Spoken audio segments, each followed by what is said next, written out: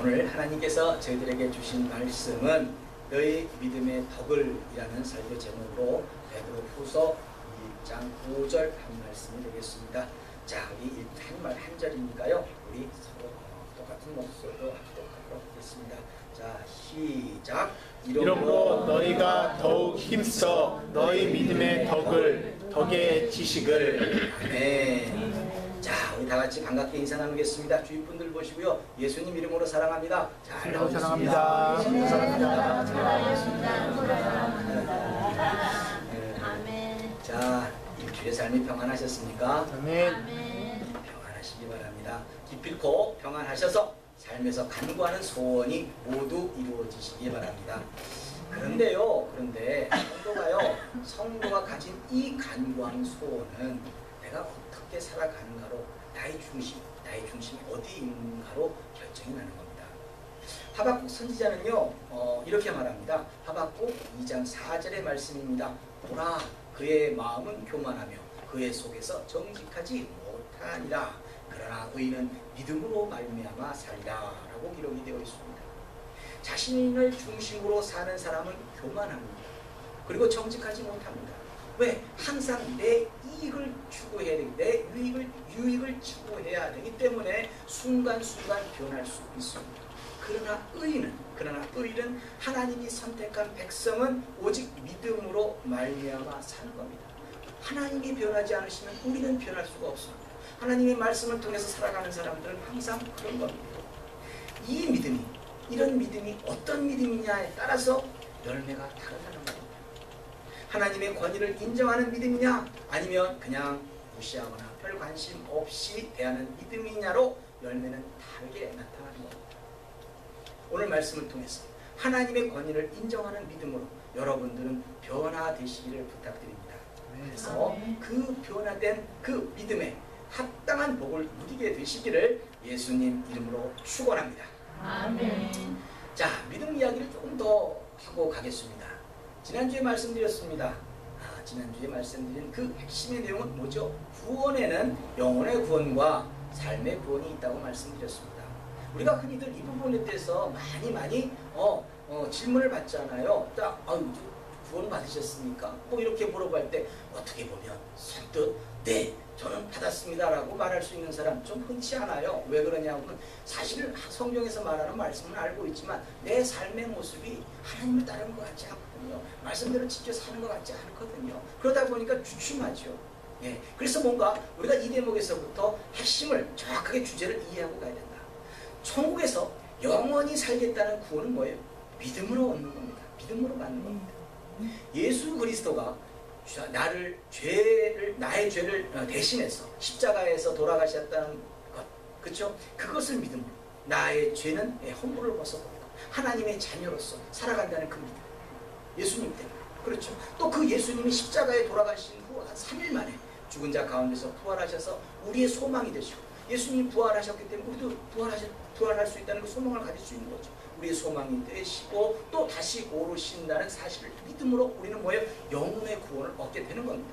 그것에 대해서는 조금 더 의심하지 마세요. 여러분들의 믿음입니다. 여러분들이 과연 나의 죄는 예수님 때문에 다 사해졌다는 믿음이 있다고 한다면 여러분들은 구원받으신 겁니다. 그러나 내 삶에서의 필요, 내 삶에서 얻고자 하는 그 소망, 자신이 이런 모든 것은 뭐예요? 내 삶에서 필요는 자신이 성경에 기록된 약속의 말씀을 기준으로, 이 성경의 말씀의 기준으로 내가 어떻게 살아가고 있는가로, 어떻게 행하는가로 받게 되는 것이라는 겁니다.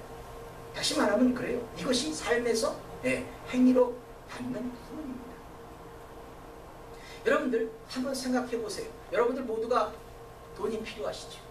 난 돈은 아주 너무 징그러워, 난 싫어, 뭐 이러는 사람 없으실 겁니다. 다 누구에게나 돈은 필요합니다. 이것을 얻으려면 성경이 무엇이라고 기록되어 있습니까? 이걸 찾아내야 돼요. 지금 세상에서는요, 내가 지금 돈이 필요한, 세상의 사람들도 돈을 필요로 하죠. 자, 세상의 사람들이 돈을 필요로 할 때 나는 뭐예요? 기준이 뭐예요? 내가 지금 내 유익을 위해서 이것이 더 돈을 좀 많이 벌 수 있을 것 같다. 그러면 내가 그 일을 위해서 열심히 헌신하고 뭐 투잡, 쓰리잡 뭐 나름대로 내가 최선을 다하고 열심히 사는 것으로 돈을 벌 수 있다고 생각하는 것이 세상에 보는 시야예요. 그러나 믿음의 성도는 뭡니까? 하나님의 백성은 뭡니까? 내 유익이 기준이 아니거든요. 항상 말씀이 기준이거든요. 말씀에 뭐라고 되어 있느냐? 그 말씀에 뭐라고 되어 있든지 그 말씀을 따라 행함으로 우리는 재물을 얻게끔 되는 거 아니겠습니까? 그렇죠. 그렇다면 성경에서 재물을 얻게끔 되어 있는데 어떻게 하면 재물을 얻겠는지 이 부분을 찾아야죠. 이 부분을 찾아서 우리가 그 부분에 맞게끔 합당한 삶을 살아낼 때 하나님이 우리를 축복하시는 거죠. 자, 이런 부분에서 우리 간단하게 잠언 8장 21절의 말씀을 보시면 뭐라고 되어 있어요? 이는 나를 사랑하는 자로 재물을 얻어서 그 곳간에 채우게 하려 함이니라. 분명히 이렇게 기록이 되어 있어요. 이 말씀을 근거로 할 때 우리는 무엇을 해야지 재물을 얻습니까? 하나님을 사랑해야 재물을 얻게 되고 그 재물이 그야말로 얻는 것뿐만 아니라 아주 곳간에 쌓아둘 정도로 하나님이 축복하신다는 겁니다. 그렇다면 사랑하는 것, 하나님을 사랑해야 되죠. 이 사랑하는 것, 이 사랑하는 걸로 사실 축복받는 것. 그렇다면 우리가 생각할 때 사랑하는 게 뭡니까?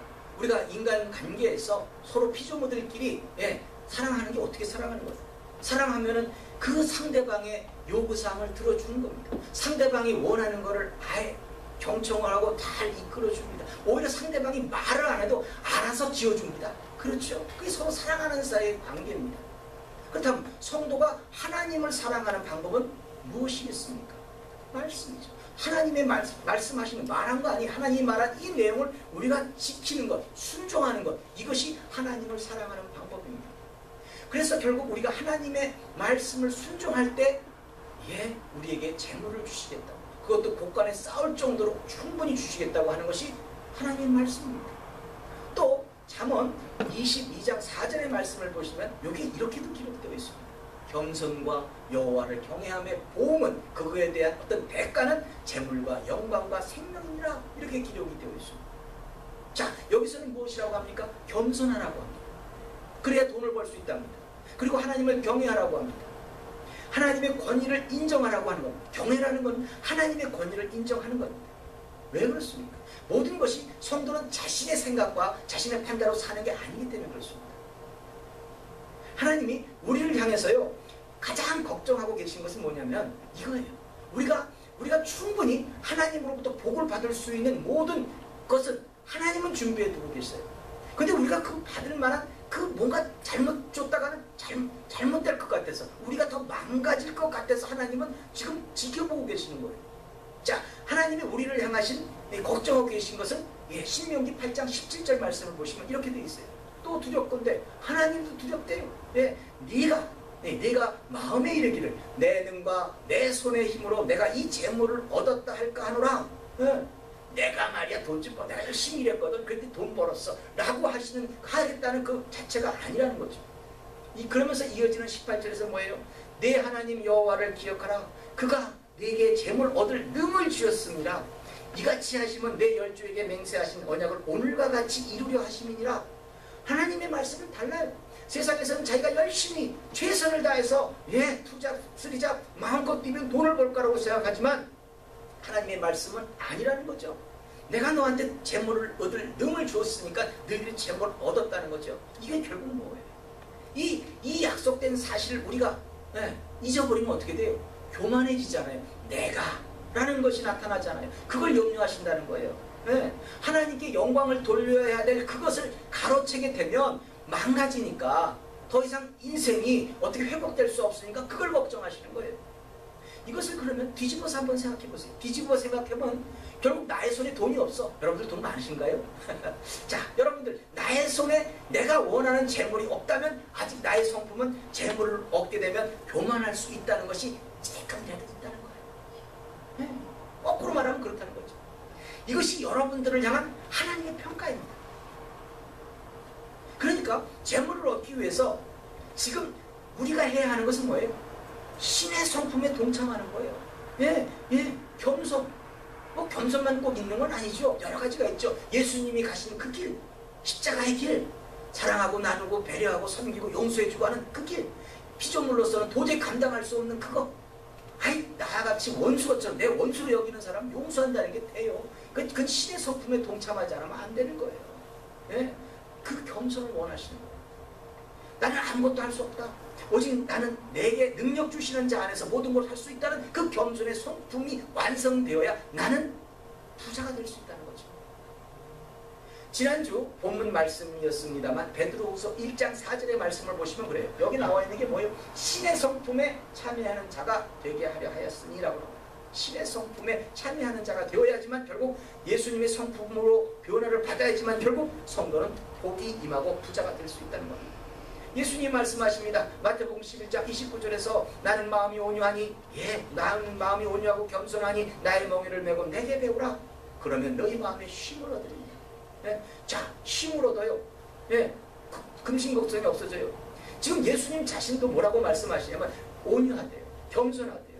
여기서 나오는 겸손, 예수님의 그 가지신 그 겸손을 우리가 배워야, 그러니까 신의 성품에 우리가 참여해야 결국 재물을 얻을 수 있다는 것이 아니겠습니까? 쉼을 얻는다는 게 뭐예요? 재물 때문에 근심 걱정하지 않는다는 거예요. 그게 쉼을 얻는 거죠. 하나님의 진리는요, 내게 재물을 먼저 주시면 하나님 저한테 재물을 많이 주세요. 그러면 제가 겸손해지겠습니다. 그러면 제가 하나님의 일을 하겠습니다. 걱정하지 마세요. 뭐 이렇게 하나님이 그렇게 하시겠다는 게 아니에요. 그렇게 하는 것이 아니라 내가 재물을 받을 만한 겸손의 성품으로 먼저 변화받아야, 하나님을 경외하는 성품으로 변화되어야 재물을 얻는다고 말씀하시는 겁니다. 내가 먼저예요. 우리는요, 삶의 현장에서 도저히 저런 사람이 말이야, 저렇게 사네 하면서 뭔가 도저히 잘 될 것 같지 않은 사람이 물질로도 또 무엇으로도 참 잘 되고 있는 사람들을 보게 됩니다. 여러분들 주위에는 없나요? 전 참 많아요. 저런 사람, 대단하다. 어떻게 저렇게 잘할 수 있을까? 근데 따지고 보면 그 사람 보면 참 안타까운 거야. 저런 사람이 그냥 뭐 인격이나 모든 어떤 삶의 모습이나 아주 폐역한 그런 모든 거 아주 서스럼없이 하고 있어도 참 잘 되는 거 보면 아니 대체 하나님이 계시긴 한 걸까 하는 의심이 생길 정도로 그런 사람이 있습니다. 그러다 보면 뭐예요? 우리는 무심코 또 다른 이웃들과 내 주변의 형제들과 아니면 직장 동료들 뭐 그런 거죠. 이웃이라는 게 다 내 주변에 있는 사람들이니까, 아니면 가정에 가서 그 가족들과 그 사람에 대해서 비방하고 수근수근거리고 막 미워합니다. 그런 사람이 다 있어 어쩌고저쩌고 하면서요. 또 진짜로 밉습니다. 자, 그런데 기가 막힌 것은 그래도 그 사람은 여전히 잘 되고 있고 나는 더 열악한 삶을, 더 못된 삶을 살고 있다는 거예요. 그렇죠. 아니 대체 뭐예요? 그 사람은 참 복받지 못할 성품의 사람이고 그렇게 살고 있음에도 그 사람은 잘 돼. 그런데 나는 하나님 말씀 가운데 살라고 잘 안 돼. 여전히 하나님은 이 공평의 하나님 맞아? 라고 생각이 든다는 거죠. 근데 아니에요. 하나님은 여전히 하나님을 경외하는 자, 하나님의 권위를 인정하는 자를 축복하시는 하나님이세요. 공평의 하나님 맞다는 거예요. 여러분들은요, 그 사람이 밉지만 그 사람을 하면 그 사람 입장에서 한번 봐요. 자, 여러분들은 그 사람 미워요. 하지만 그 사람은 뭐예요? 뒤에서 욕한 여러분들을 미워하지 않습니다. 미워할 필요를 못 느껴요. 왜요? 자신에게 돈이 있잖아요. 자신에게 돈이 있고, 그렇죠? 자신에게 여러분들을 부릴 만한 권력이 있기 때문에 자신에게 합당하지 않으면 자르면 됩니다. 그냥 미워하지 않아요. 그만두라고는 끝나는 거예요. 그렇죠? 이게 지금 이 시대에서만 있는 현상인가요? 아니에요. 옛날에도 성주가, 그렇잖아요. 그 성주가 나름대로 밭 이런 거 다 돼가지고 곡식 걷어들여. 근데 그거 안 보내, 안 줘. 그러면 너 일하지 마. 하고 쫓아버릴 수 있어요. 아침부터 늦게까지 아주 뼈골 빠지게 일을 해도 성주가 모든 그 삭을 쪼글밖에 안 준다면 성주 마음이에요. 우리가 볼 때는 그 나쁜 놈, 그놈 그럴 수가 있어 라고 욕을 할지 모르지만 성주는 입장에서는 뭐예요? 싫어? 말어 그러면 되는 거예요. 그렇죠? 너무나 우리가 볼 때 너무나 지독해서 악착같이 부려먹는다고 욕을 먹을지언정 그 사람은 뭐예요? 절대 주변의 사람들을 미워할 필요가 없어요. 신은 간다라고 합니다. 그렇다면 미워한 것은 누굽니까? 성경 말씀대로 생각해보면 미워한 건 뭐예요? 누구예요? 실질적으로 있는 것이 미워하는 건 나예요. 그 사람을 저주하고 그 사람을 밉다고 하는 건 나예요. 그래서 그 사람은 계속 잘 되지만 나는 형제를 사랑하는 하나님의 말씀의 권위를 인정하지 않았기 때문에, 그렇게 살지를 않았기 때문에 그것이 죄가 되는 거예요. 그 죄로 인해서 나는 더욱 핍박한 삶을 살 수밖에는 없다는 거죠. 그래요. 우리는 하나님의 백성이거든요. 그러니 하나님이 지시한 방법을 따르지 않고 세상의 방법대로 세상이 욕한다고 해서 똑같이 욕할 수는 없는 거 아니에요. 그러니까 우리가 세상의 방법을 따르게 되면 죄를 짓는 거예요. 그러니 그 사람은 더 잘되고 나는 죄를 지었으니 막히는 거죠. 하나님의 축복하고 막히는 거죠. 여러분들, 나의 삶이 잘 되지 않고 있는 이유를 잘 이해하셔야 합니다. 우리 무심코 뱉어요. 우리 그 무심코 그냥 한마디 딱 하는 것이 보면 그 사람에 대한 비평과 불만이에요. 그렇죠? 아니라는 거죠. 이게 아니라는 거죠. 이것을 예수님은 이렇게 말씀하십니다. 마태복음 5장 22절에서 나는 너희에게 이르노니 형제에게 노하는 자마다 심판을 받게 되고 형제를 대하여 라가라 하는 자는 공회에 잡히게 되고, 라가라는 얘기는 바보라고 얘기하는 거예요. 공회에 잡히게 되고 미련한 놈이라 하는 자는 지옥불에 들어가게 되리라 하는 거예요.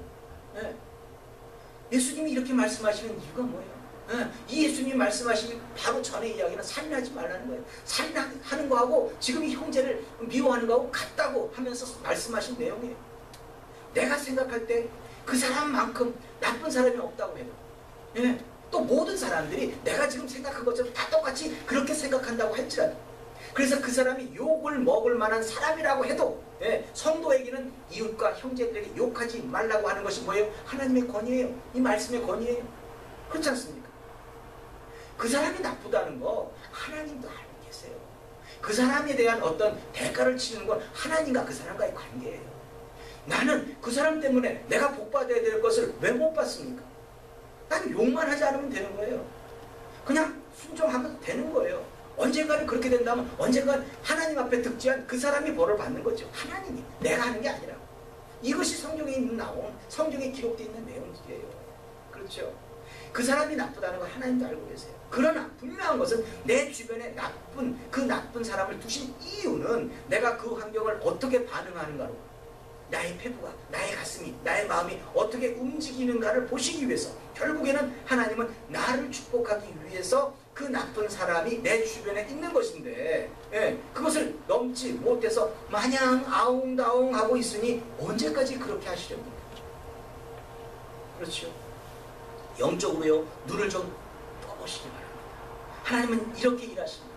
예레미야 17장 10절에서 나 여호와는 심장을 살피고 피부를 시험하고 각각 그 행위와 그 행실대로 보응하나니 라고 말씀하세요. 하나님이 일하시는 방법이에요. 하나님이 축복하실 자를요, 심장을 살피며, 뭐예요? 마음의 중심을 보신다는 거예요. 이 중심을 보신다는 거죠.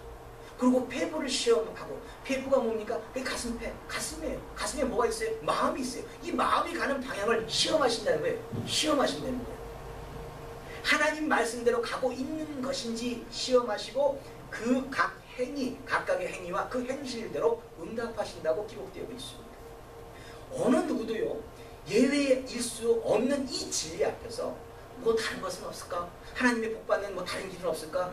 하면서 인생을 허비하지 마시기 바랍니다. 우리 성도는 그거예요. 기록된 대로 이것을 지켜나갈 때 하나님이 약속하신 대로 축복하시는 거예요. 성도는요, 예수님을 믿음으로 우리들의 영혼이 구원받았다는 그 믿음 위에 신의 성품을 더함으로, 겸손하고 또 나누고 사랑하고 용서하고 그런 거죠. 그렇게 신의 성품을 더함으로 성화가 되는 것이고, 또 그렇게 살아야지만 삶에서의 복을 누리게끔 되어 있다는 겁니다. 내가 말씀대로 온전하지 못하다면요, 내가 말씀대로 온전히 지키지 못하다면 그만큼 온전하지 못한 만큼 복을 받게 되는 것이고요. 넘친다면 넘치는 만큼 삶에서 필요한 모든 간구함이 이루어진다는 거예요. 오늘 베드로 사도는요, 그런 믿음 위에 신의 성품인 덕을 쌓아놓으라고 하십니다. 오늘 본문 5절 말씀에서 이러므로 너희가 더욱 힘써, 아주 열심히 하래요. 더욱 힘써 너희 믿음의 덕의 지식을 이라고 말씀합니다. 자, 그러면 덕이 뭡니까? 국어사전적인 표현으로는요, 인간으로서의 어떤 도리를 행하려는 어질고 올바른 마음이나 훌륭한 인격, 뭐 이렇게 표현되어 있습니다. 자, 그건 국어사전적인 표현이고요. 훌륭한 인격이라니까 좋습니다. 자, 그럼 우리는 성경에서 찾아야 되거든요. 성경에서 덕을 끼치기 위해서 어떻게 살라고 하십니까? 이걸 찾아내야 됩니다. 에베소서 4장 29절의 말씀입니다. 무릇 더러운 말은 너희 입 밖에 내지 말고 오직 덕을 세우는 데 소용되는 대로 선한 말을 하여 듣는 자들에게 은혜를 끼치게 하라. 아멘. 이렇게 덕을 쌓는 거예요. 뭘로? 말로. 내가 무슨 말을 하는가에 따라 덕이 쌓아진다는 거예요. 선이 덕을 쌓는 거라는 거예요. 제발 그래요. 주변의 사람들 우리는 그냥 깎아내립니다. 아니 우리 속담도 있잖아요. 미운 놈 떡 하나 더 준다고. 그게 진리예요. 그렇게 해서 뭔가 잘했다고 칭찬하고 뭔가 너 좋다고 아주 훌륭하다고 할 때 그렇게 선한 것을 끼치게 되는 것이 덕을 끼치는 거예요. 오히려 그렇게 칭찬할 때 결국은 그 사람이 선하지 못할 때 뭐예요? 내가 그 선한 축복을 받는 거예요. 나부터 잘 되는 겁니다. 고린도전서 14장 12절 말씀을 보시면요. 그러면 여기도 너희도 신령한 것을 사모하는 자인즉. 자, 여기서 신령한 것을 사모하는 자가 뭐예요? 말씀을 사모하는 거예요. 지금 말씀을 사모해서 말씀을 근거로 사는 사람인즉 하면서 어떻게 하라고 하냐면 교회에 덕을 세우기 위하여 풍성하기를 구하라 이렇게 되어 있어요. 자, 교회를 섬기기 위해서요. 재물이 되었든지 재능이 되었든지 지혜가 되었든지 지식이 되었든지 간에 풍성하기를 구하라고 합니다. 자, 그렇게 하면 주신다는 거 아니겠어요? 안 주신다는 거예요? 구하기만 하고 말라는 거예요? 아니죠. 이 말씀이 여러분들은 다른 의미로의 말씀으로 읽혀지십니까? 하나님으로부터 복을 받아야 할 사람이 다른 사람을 욕하고 비방하고 서로 싸우는 것으로 교회의 덕을 세우는 것은 아니지 않습니까? 그렇죠. 성도는요. 절대 다른 사람에 대해서 내 생각대로 마구 말하는 것이 아닙니다. 내가 막 말하는 그 사람이요. 나를 위해서 은밀하게 기도하는 이웃이나 형제일 수도 있지 않습니까? 나는 그 사람에 대해서 그냥 만방에 그냥 나팔을 불고 못됐다 어쨌다 그러는데 그 사람은 항상 나를 위해서 기도한다고 쳐봐요. 누가 복 받아요? 그렇죠. 하나님의 복은 내가 누군가를 향해서 선포한 축복을 듣고 그대로 응답하시는 거예요. 그러니까 피조물을 축복하는 거예요. 너의 말이 내 귀에 들린 대로 응답하시겠다는 민수기 14장 28절의 말씀과 같이 자 우리가 축복하면요. 그 축복을 들으시고 하나님이 복을 해주시는 거예요. 이게 축복이에요. 자, 이 말, 선한 말, 그렇죠? 덕을 쌓으라는 얘기가, 믿음 위에 덕을 쌓으라는 얘기가 이 선한 말을 하는 거예요. 축복하라는 거예요. 이것에 대한 원리가 창세기 13장 12장 13절에 보시면 이렇게 기록되어 있어요. 너를 축복하는 자에게는 내가 복을 내리고 너를 저주하는 자에게는 내가 저주하리니 땅의 모든 족속이 너를 인하여 복을 얻을 것이니라 하신지라. 자, 이렇게 기록이 되어 있어요. 이게 여기서 말하는 너는 누굽니까? 아브라함입니다. 자, 저와 여러분들은 예수 그리스도를 믿음으로 이것으로 시작하는 거라고 했어요. 예수 그리스도를 믿음으로 믿음의 조상 아브라함의 후손이 되었습니다. 자, 그래서 성도는 어떤 신앙생활을 하든지 모든 것은 믿음에서부터 시작하는 겁니다. 그 믿음 위에 덕을 쌓는 겁니다. 축복을 선포하는 겁니다. 그러니 나만 아브라함의 후손이 아니지 않습니까? 내 주변에 있는 모든 사람들이 다 아브라함의 후손이에요. 내가 복 받으려면 어떻게 돼요? 내 옆에 있는 그 사람을 해서 축복하는 거예요. 믿음 위에 덕을 쌓는다는 것은 축복은 내가 받고 내가 빌고 축복을 내가 빌고 하나님께 복을 하나님이 내리신다는 그 원리라는 거예요. 창세기 14장 19절의 말씀을 보시면요. 그가 아브라함에게 축복하여 가로되 천지의 주제이시오 지극히 높으신 하나님이여 아브라함에게 복을 주옵소서라고 얘기해요. 자, 이게 뭡니까? 누가 빌어요? 그가 누구예요? 멜기세덱이에요.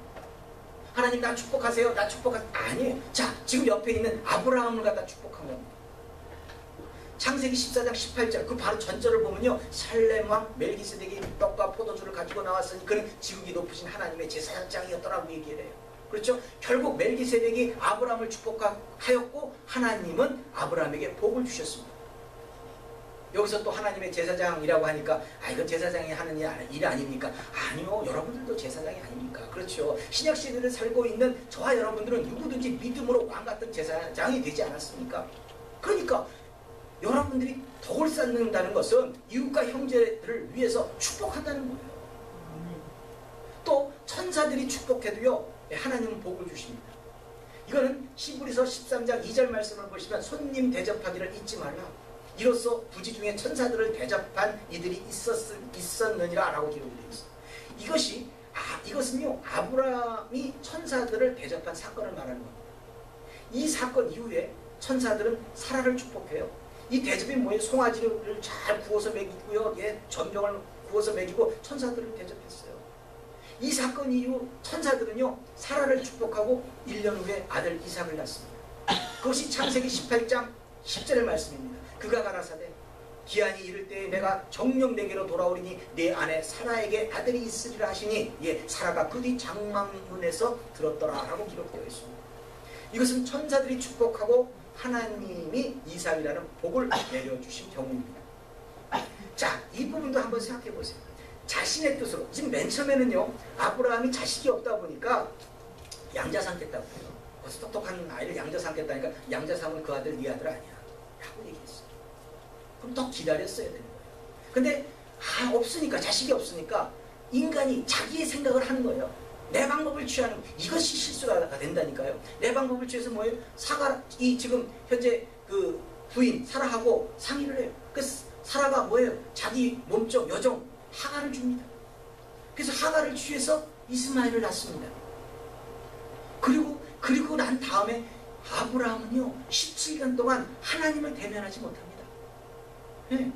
하나님의 말씀대로 기다리지 못했기 때문에 뭐예요? 죄를 지은 거예요. 그러니까 하나님이 나타나지 않으세요. 그리고는 마지막 받게 되는 이 믿음의 테스트는 뭐예요? 천사들을 대접한 사건으로 이삭이라는 복을 받는 거예요. 아브라함은요 하나님의 간섭이 없는 17년 동안, 17년이라는 세월 동안 뭐예요? 당면한 고난을 통해서 성품이 변화되는 거예요. 이웃을 대접하고 나누는 성품이 되었을 때 이삭이라는 복을 받게 되었다는 겁니다. 그러나 그의 이 아브라함의 기다리지 못한 이 행동의 대가는 어떻게 치러요? 지금 후손들이 지금까지 치르고 있는 거예요. 자, 아직도 엊그제도 중동 지역이 막 폭탄이 터지고 난리가 나잖아요. 네? 그것이 아직도 지금 이 후손들로 하여금 치러지고 있어요. 이것은 아브라함이 하나님의 때를 기다리지 못하고 자신의 임의로 이렇게 하면 아들이 생길 거야 하고 했던 그 행동의 대가라는 거예요. 축복이라는 것은 하나님이 주셔야 되는 겁니다. 우리가 축복을 빌고 그 복을 하나님이 주셔야 되는 거예요. 무엇이든지 하나는, 한 가지는 신의 성품이 되어야 되기 때문에, 그래야지 하나님이 축복하실 수 있기 때문에 뭐예요? 아브라함이 하나님의 때를 기다리지 못한 것으로 실패를 하니까 17년 동안, 그 연단의 세월 동안 나눔의 성품이 되게 하셔서 하나님이 계획하신 뜻을 이루게 하시는 거예요. 이 지금 천사를 대접하는 그때 아브라함은 졸고 있었어요. 대낮에 졸고 있다가 뭐가 쓱 지나가 보니까는 이 영적인 눈이 뜬 거죠. 내가 저분들을 대접해야 되겠다. 그리고 쫓아가가지고 청해서 다 먹이고 그러다 보니까 축복받는 거거든요. 결국은 신의 성품이 어떤 모양으로 완성된 거예요. 기다리지 못한 죄는 치우는 것이고 신의 성품에 참여한 그 모든 것으로 하나님의 복을 땡기는 거죠. 성도가 임의로 무엇이든 임의로 하면, 자기 생각과 자기 뜻대로 하면 그 연단의 시간만 길어지는 겁니다. 또 이삭이요, 그 이삭, 그렇게 어렵게 난 그 이삭이 그의 아들에게 장자의 축복을 내려주기 위해서 제안을 합니다. 나이 먹었어요. 이삭이 나이가 먹고 난 다음에 창세기 27장 4절에서 보시면요, 나의 즐기는 별미를 만들어 내게로 가져다가 먹게 하여 나로 죽기 전에 내 마음껏 내게 축복하게 하라, 이렇게 기록이 되어 있습니다. 에서에게 하겠다는 이 장자의 축복을 어떻게 해요? 야곱이 다 가로채봤습니다. 창세기 27장 29절에서 보시면요, 만민이 너를 섬기고 이건 에서한테 하려는 그 축복이 야곱한테 간 거예요. 만민이 너를 섬기고 열국이 내게 굴복하리니 네가 형제를 내 주가 되고 내 어미의 아들들이 내게 굴복하며 내게 저주하는 자는 저주를 받고 내게 축복하는 자는 복을 받기를 원하노라. 아멘. 이런 복을 가르칩니다. 이삭은요, 야곱에게 이런 축복을 선포했던 겁니다. 나중에 이 사실을 알게 된 이 에서는 너무나 억울한 거야. 그렇죠? 너무너무 억울해서 억지로라도 아버지 이삭에게 쫓아가서 축복해달라고 해요. 그런데 그 축복을 보시면요, 창세기 27장 38절에서 뭐라고 되어 있냐면요, 에서가 아비에게 이르되, 아버지한테 말하는 거예요. 내 아버지요, 아버지 빌복이 이 하나뿐이니까 내 아버지요, 내게 축복하소서, 내게도 그리 하소서 하고 소리를 높여 울어요. 막 엉엉엉 울어버리는 거예요. 그러니까 이삭이 에서를 축복합니다. 그것이 창세기 27장 40절 말씀이에요. 너는 칼을 믿고 생활하겠고 내 아우를 섬길 것이며 내가 내 힘을 벗을 때에는 그 멍에를 내 목에서 떨쳐버리리라 하였더라. 이게 축복입니까? 우리가 생각할 때는 너도 빌어줬으니까 너도 빌어주면 되지 않나? 아니죠. 축복엔 뭐예요? 권위가 있다는 거예요. 권위가. 한번 빌어준 그 축복에 대해서 변개하거나 이럴 수가 없다는 거예요. 한번 선포한 것은 담을 수가 없다는 거예요. 그렇죠? 그래서 믿음 위에 덕을 쌓는다는 것이 성도로서는 엄청난 파워가 있다는 겁니다. 하나님이 우리를 부르신 이유가 우리를 축복하시기 위해서 그래요. 근데 대가를 치러야 된다고요. 그 대가가 뭐냐는 거죠. 하나님이 우리를 그냥 부르셔가지고 야 너희들을 축복할게 이리 와 그래가지고 부르셨어요. 자 그러니까 우리는 이제부터 축복받으랍니다. 입을 쫙 벌리고 간 떨어져라고 입을 벌리고 있으면 받게 되느냐고요. 아니요. 해야 돼요. 무엇인지 해야 된다는 거죠. 그럼 여러분들 무엇을 해야 되는 겁니까? 덕을 쌓아야 한다는 거예요. 덕을. 하나님의 권위로 덕을 쌓아야 된다는 거죠. 예. 내가 하나님으로부터 복을 받기 위해서 이웃을 축복해야 하는 거예요. 이게 성경에 있는 내용이에요. 이걸 통해서 하나님은 여러분들 복 주시겠대요. 베드로전서 3장 9절에서 뭐라고 해요? 악을 악으로 욕을 욕으로 갚지 말고 도리어 복을 빌라. 이를 위하여 너희가 부르심을 입었으니 자 우리를 부르신 이유가 복을 빌게 하기 위해서 부르셨대요. 왜? 나중에 이유는 복을 유업으로 받게 하려 하심이라.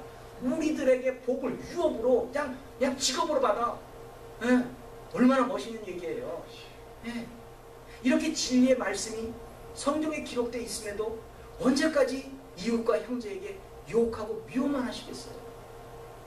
그런 거예요. 성경은 항상 같은 원리입니다.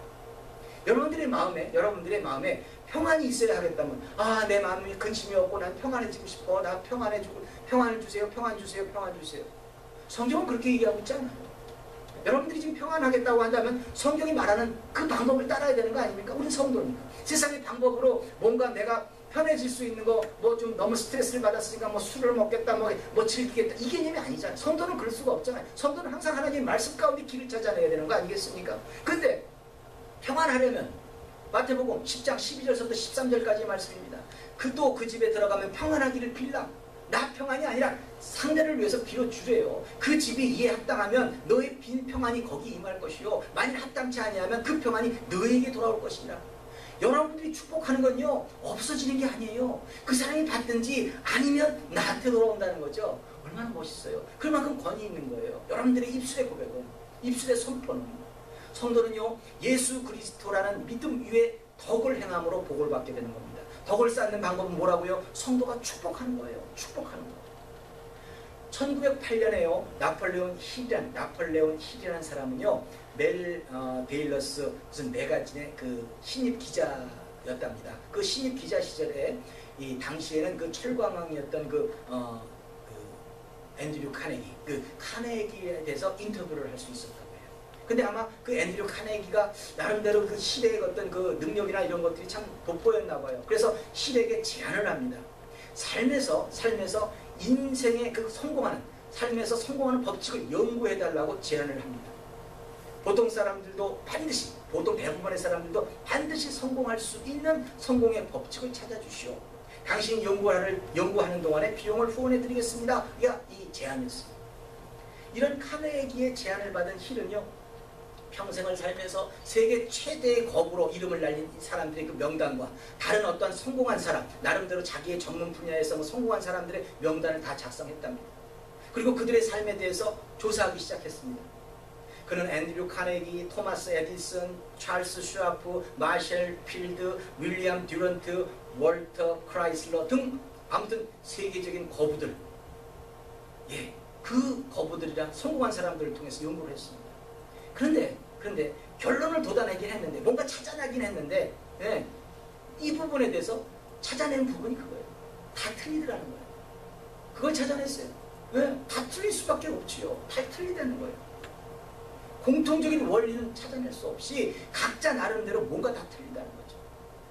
한 가지 놀라운 사실은요, 모든 사람이 모두 부자도 될 수 있고요, 모든 사람이 다 성공할 수도 있다는 거예요.